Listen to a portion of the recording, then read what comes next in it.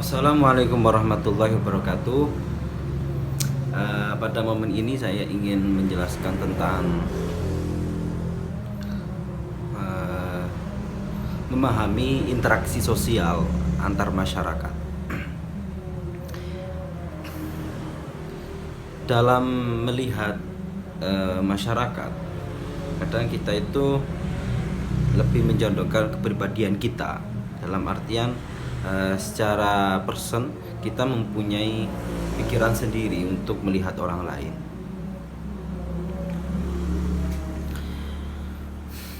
Salah satu saya melihat atau duduk misalnya dengan orang-orang yang di pinggir jalan.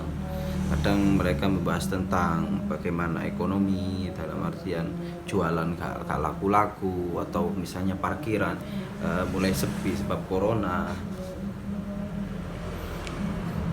Nah, bagaimana kalau dari pandangan pesantren, kan semacam itu menjadi suatu tempat yang orang yang tidak di majelis ilmi atau orang yang tidak pada wilayah kebajikan dalam segi agama, atau di wilayah mahasiswa, teman-teman itu tidak mendiskusikan sesuatu yang sifatnya akademik. Melihat wacana real kenyataan seperti itu, bagaimana kalau kita mencari standing dalam kacamata syariat?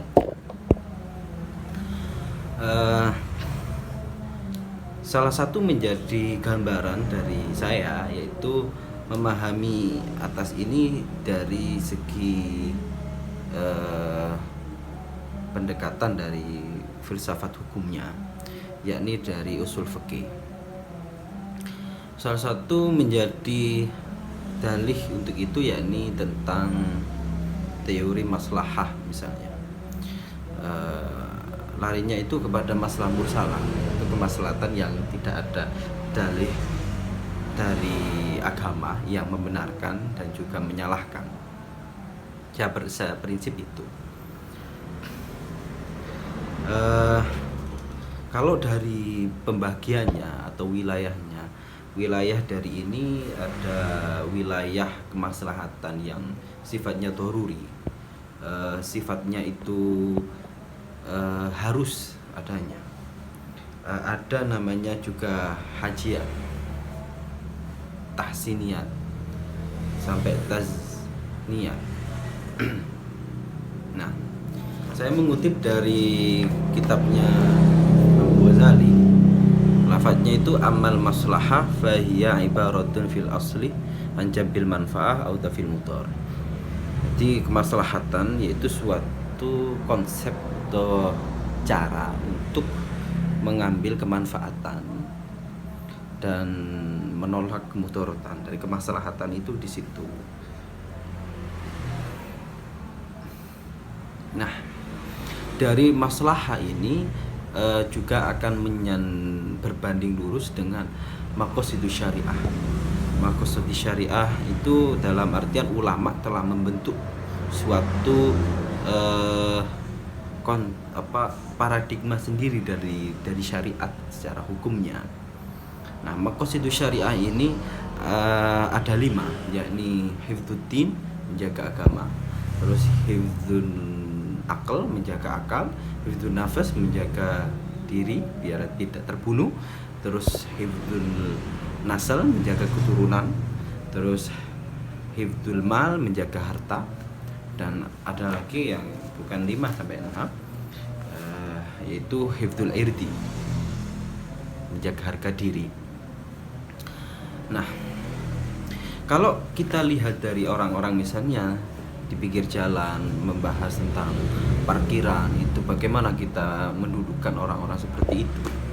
Nah, kalau kita lihat dari awalnya yaitu maqasid syariah juga ada namanya hifdzul mal, menjaga kelestarian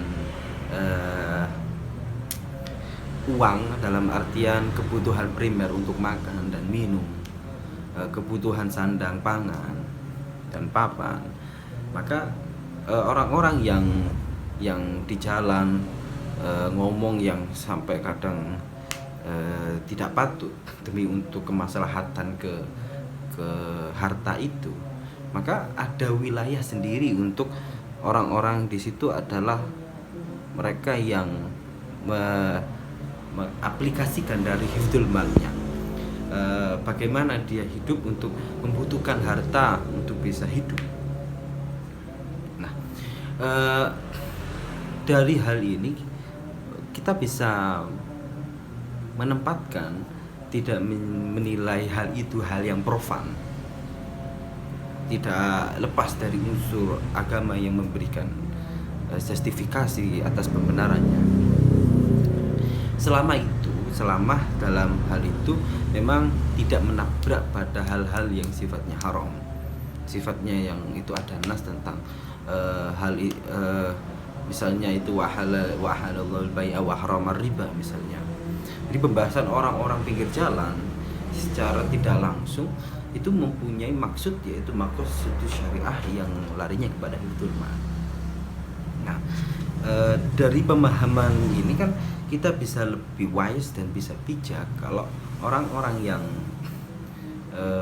bekerja apapun itu, dia itu secara legal hukumnya atau syariatnya itu telah melaksanakan namanya hifdzul mal, melaksanakan bagaimana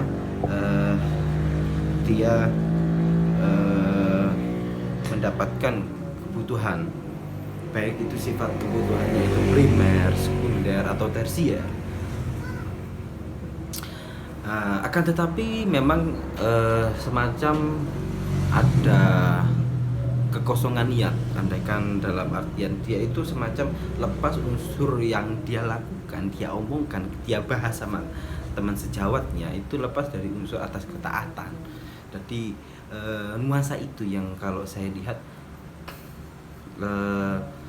akhirnya berbau profan, berbau tidak unsur ilahiyah, unsur pada niat Allah Subhanahu wa taala.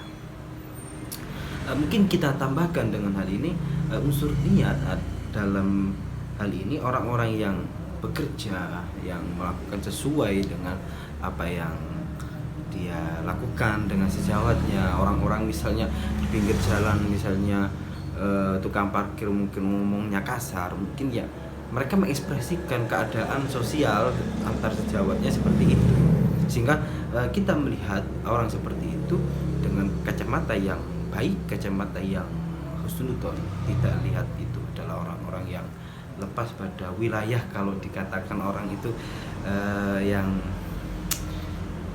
tidak di majelis ilmi, mungkin bahasanya kan bahasa Raudhatul Jannah, yaitu majelis zikir dan sebagainya. Tapi mereka berusaha dalam melaksanakan hidup yang di situ dia itu membutuhkan kebutuhan makan dan minum. Alhasil standing kita melihat orang seperti itu tetap pada wilayah syariat memberikan verifikasi, sehingga kacamata kita akan lebih baik dan sifatnya tidak suudzon. Semoga bermanfaat. Terima kasih. Jangan lupa